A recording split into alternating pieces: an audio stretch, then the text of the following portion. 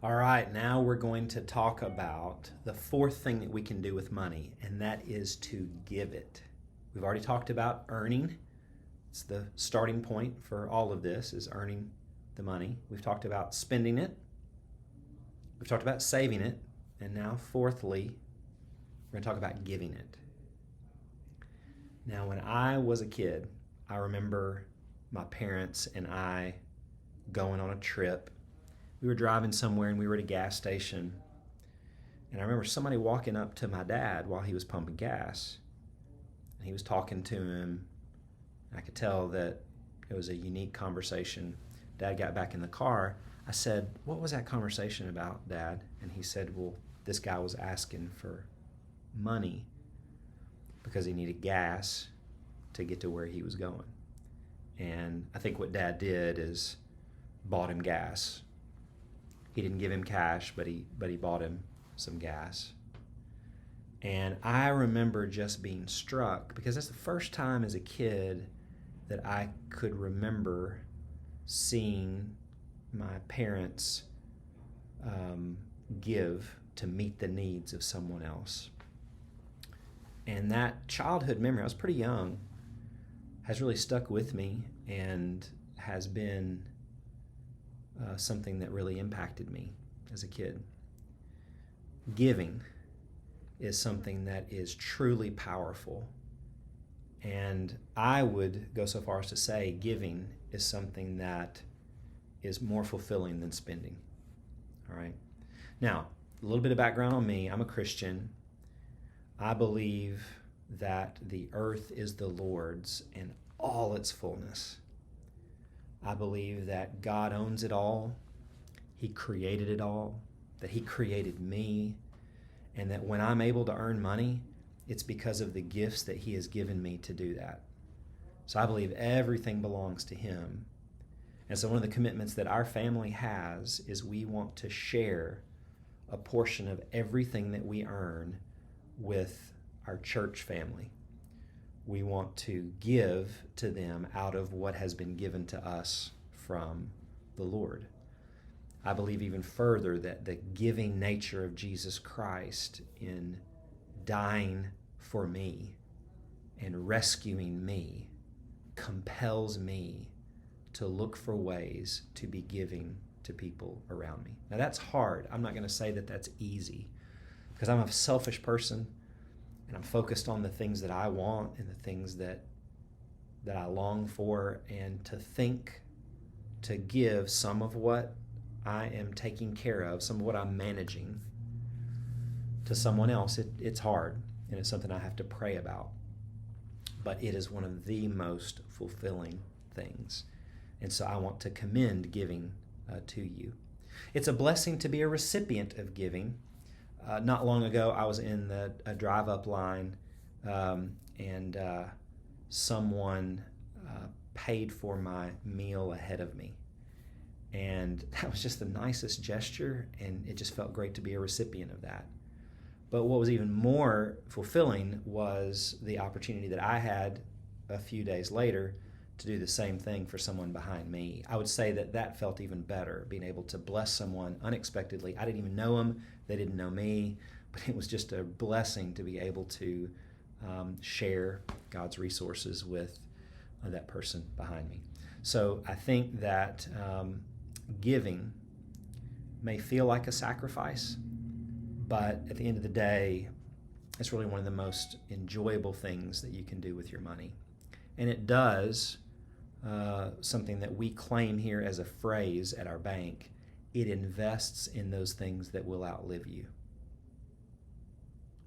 It is a deposit that has a return much greater than what you put into it. I'm going to try to give you a strategy for giving here, and it's very similar to the strategy for saving, because giving is not something that's just going to happen. If you wait until the end of the month, there's probably not going to be the resources there to give. And so the only way I think that giving happens consistently is if you give out of your money the day that it hits your account. So let's say payday is on Friday for you. Going ahead and deciding on an amount that you're going to give out of every check that you get. If you're part of a church, it's It's a wonderful place to give. Maybe there's other things that you value, but the act of surrendering something that is temporarily yours so that someone else can benefit from it, that is just a powerful act and has the potential to do a lot of good. How much should you give? Well, as a Christian, I believe that the starting point for giving to my local church is 10% of the gross amount of what I earn. That means before taxes, which makes it hard because we all know that sometimes they take a lot out for taxes and you're not left with as much as you'd like.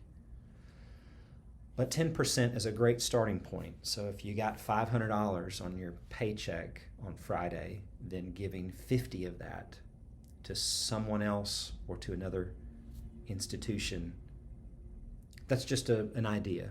That's something for you to think about.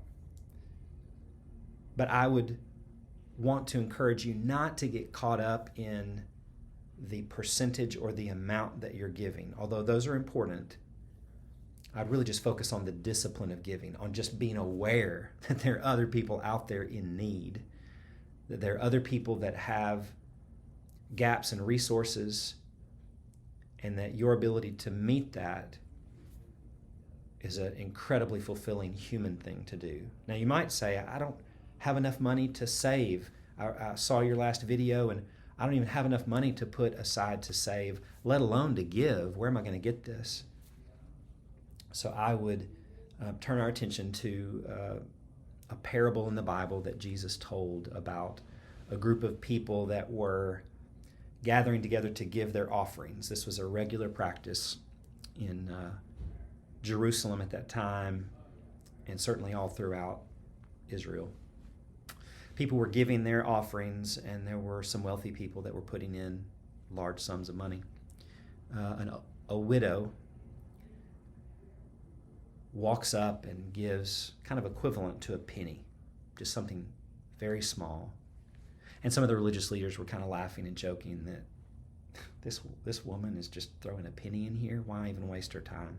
Jesus rebuked them. He said, you all don't realize that this woman has given more than any of you, because out of her poverty, she has given all that she has. She will be rewarded. Now, that reward did not mean that she was going to win the lottery and have a lot of money to steward. It's not a tangible reward that you can touch always. It's the fulfillment of having been a blessing to someone, and it's the, as a Christian, I believe, the spiritual blessing that comes from being a giving person. So I'm not asking you to give all that you have and not have anything to take care of the needs that we talked about early on to spend on, but I am challenging you, even if it's a penny, even if it's something small, the act of surrendering what you have earned so that someone else might be blessed is an act that can transform your own joy in your work and in the way that you manage money. So it's a blessing to be able to talk to you about giving. It's something that I pray about trying to get better at. I need to be more giving. I need to be more generous. We all can be. But this is one of the most fulfilling things that you can do with your money, is to give it.